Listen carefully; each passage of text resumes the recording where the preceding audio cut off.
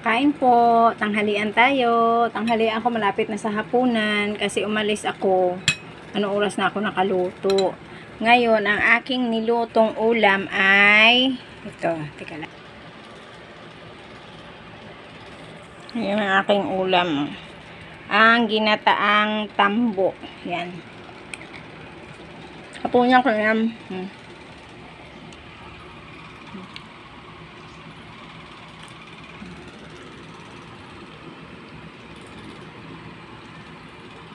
Yan. Hipon. May lagyan ko ng hipon.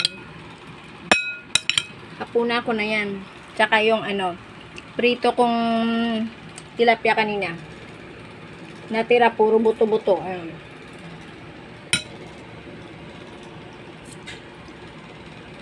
Ano yan, puro tinik na lang yan. Nilagyan ko ng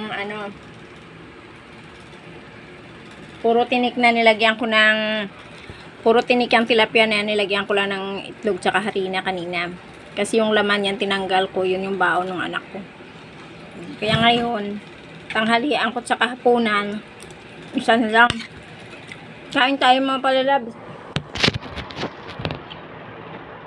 Grabe ang lakas na ulan ngayong hapon dito. Tuwing hapon na yata, umuulan. Baka tag-ulan na yata talaga yata.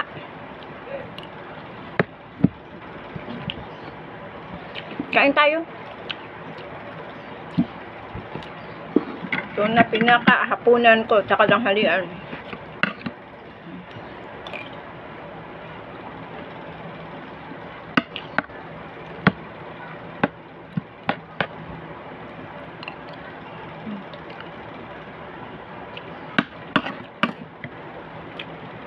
Kasi may pinuntahan ako kanina.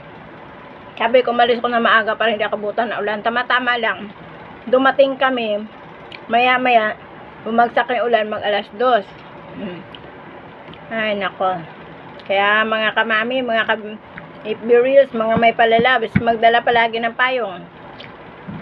Baka hudyat na yata talaga ito ng tag-ulan. Ingat-ingat tayo sa mga nagmumotor. Magdala palagi ng raincoat. Saka mag-ingat, dahan-dahan, lalo pag mga may baha-baha kayong madaanan. Baka mamaya mga may lubak.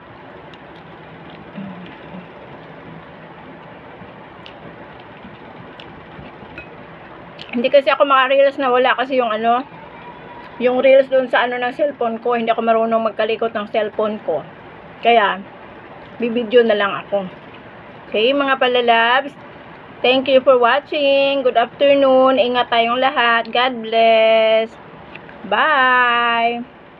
Love you all.